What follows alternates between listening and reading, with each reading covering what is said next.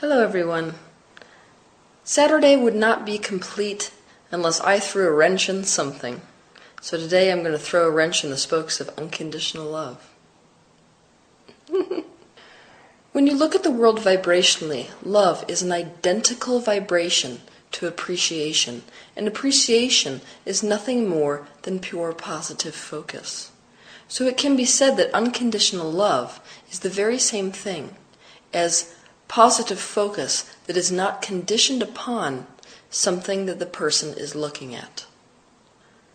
In other words, unconditional love is the same as unconditional positive focus.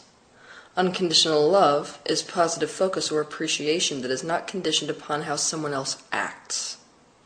Now it's time to get real for a minute. How many of us on this earth truly feel capable of doing this? How many of us are truly capable of focusing purely positively towards the person that has a gun pointed at our face? How many of us are truly feeling capable currently of focusing positively towards the person who steals a little child off of a city sidewalk and cuts them into pieces? How many of us are capable of focusing positively towards war? Not many. But this shouldn't make us feel bad. Do you want to know why? Unconditional love is the exact same vibration as true enlightenment. We know how difficult it is to reach enlightenment. It is a lifelong practice, if not a multi-lifetime practice for most beings. And we also know that enlightenment is not a goal that we reach. Instead, it is a horizon line that continues to move further into the future with every desire that we have and with every new perspective that we are introduced to. It is the same with unconditional love. Unconditional love is a practice. It is not a state we achieve and then are done practicing. There is no retirement from the practice of unconditional love.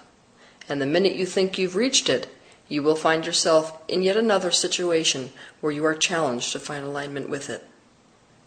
There are beings who have achieved the experience of enlightenment and who spend their lives dedicated to maintaining that alignment with the experience of enlightenment.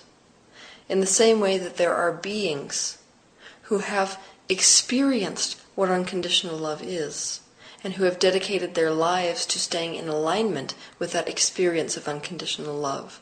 But there is no such thing as a being that is physically incarnated who is permanently in a state of enlightenment. The same as there is no such thing as a being who is permanently physically incarnated and permanently in a state of unconditional love. You see, if we reach the state of permanent enlightenment or the state of permanent unconditional love, same thing, there would be no reason for us to be physically incarnated here. Because if a person could truly feel unconditional love 24 hours a day, there would be no further contrast for this person to experience.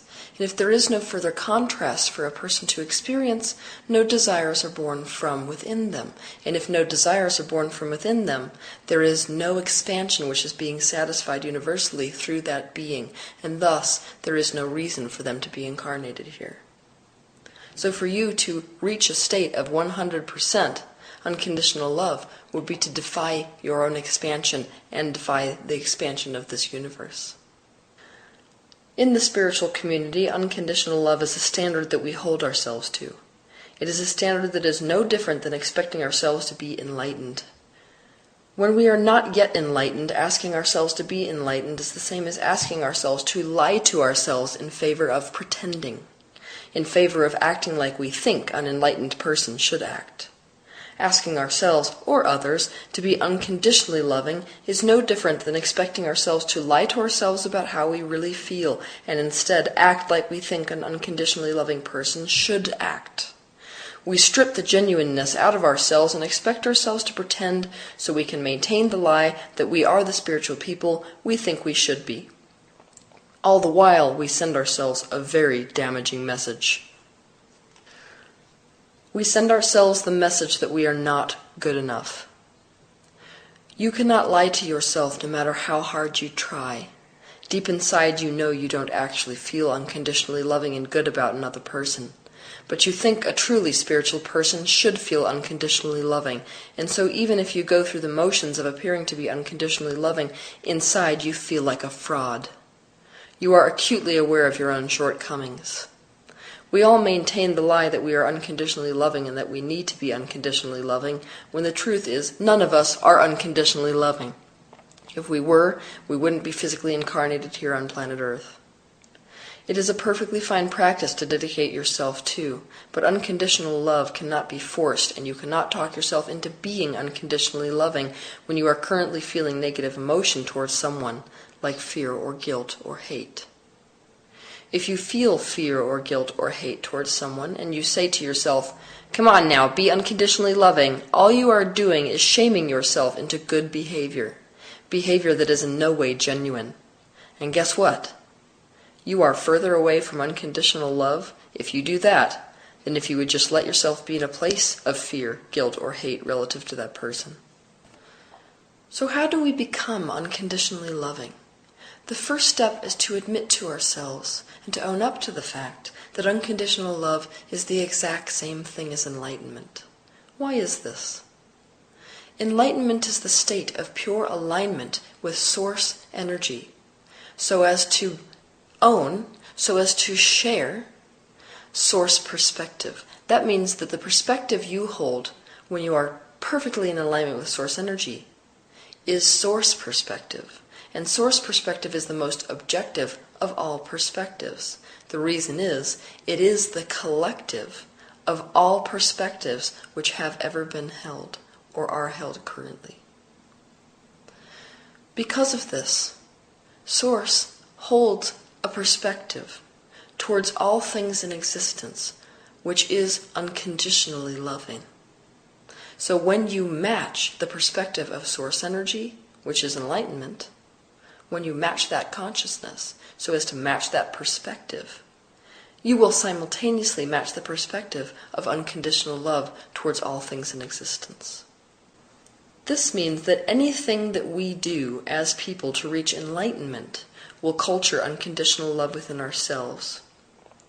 There are thousands, if not millions, of roads to that one destination that we call enlightenment.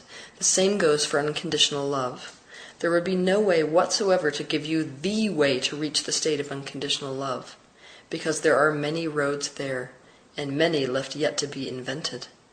So all anyone can do is give you suggestions that may serve you to close the gap between where you are and unconditional love.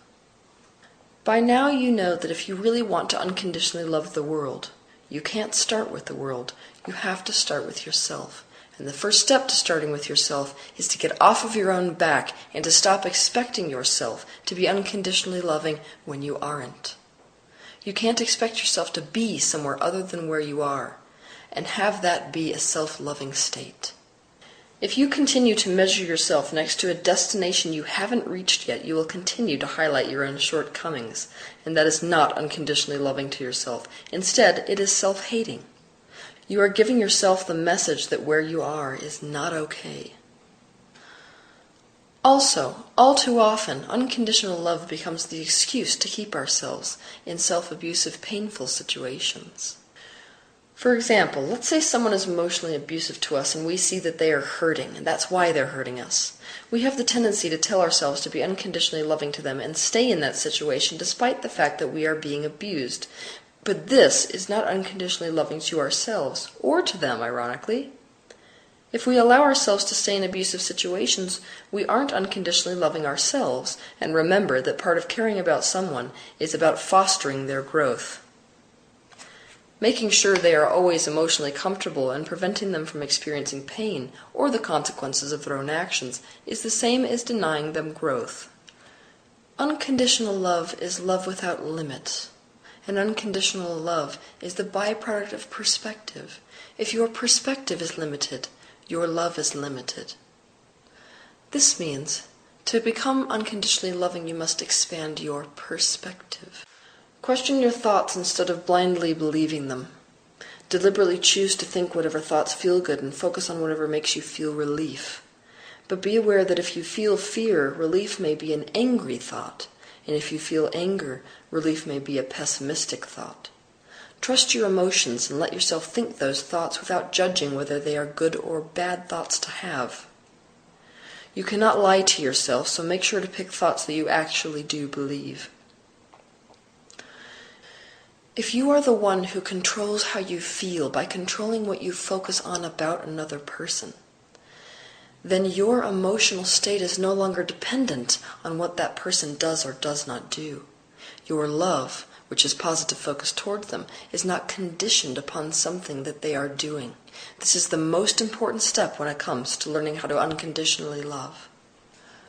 Once you take charge of your own emotion and you start thinking thoughts and focusing on things deliberately that make you feel better, you'll find yourself quite quickly in an aspect of positive emotion. And from this place of positive emotion, you can play a little game with yourself. It's called Pretend That You Are Them. I want you to get very deep with this practice, meaning I want you to try to remove yourself from your own perspective and try to live life through their eyes, interacting with you, interacting with the world. Taking on their perspective will help you to understand them, and understanding expands your perspective. And when your perspective is expanded, it is very easy to slip into the space of unconditional love. I want to stress that this particular process of slipping into someone else's perspective cannot be forced, and it cannot be done prematurely. If you try to do it prematurely from a negative emotional space when you're still feeling guilt or fear or anger or hatred, then it's self-invalidating, and that's self-abusive. Next, we must learn the art of detachment. Detachment does not mean to stop caring about another person. It means to detach your happiness from the other person so that their actions aren't affecting the way that you feel. It's to take responsibility for how you feel, to remove that responsibility from the other person or from the external world.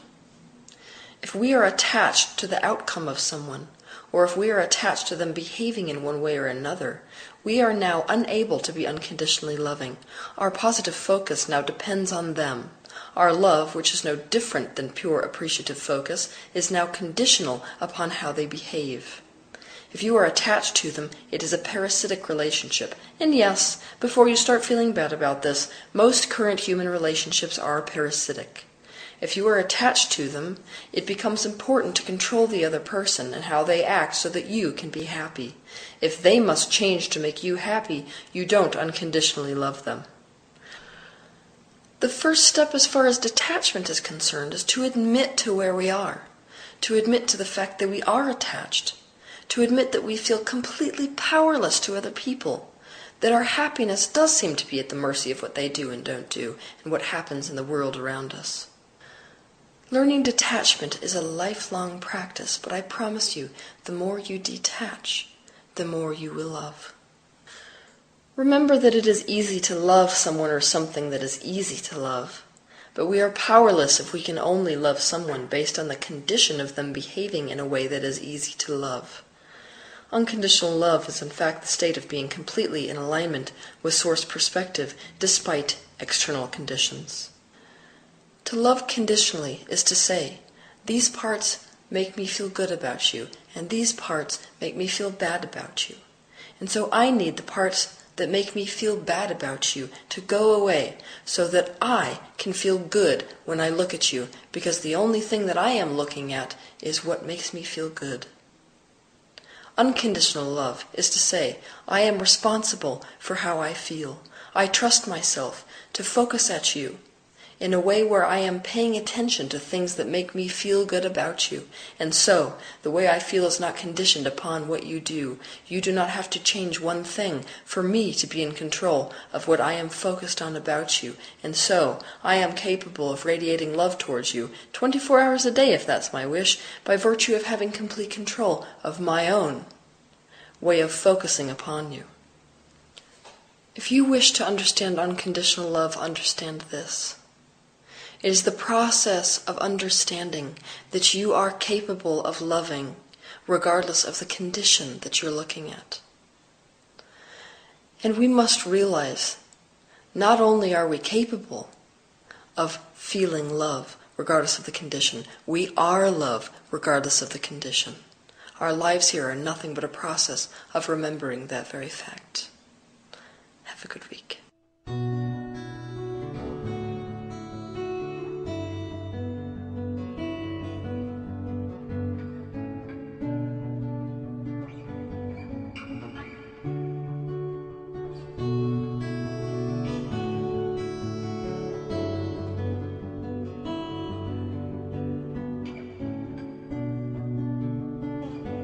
Mm-hmm.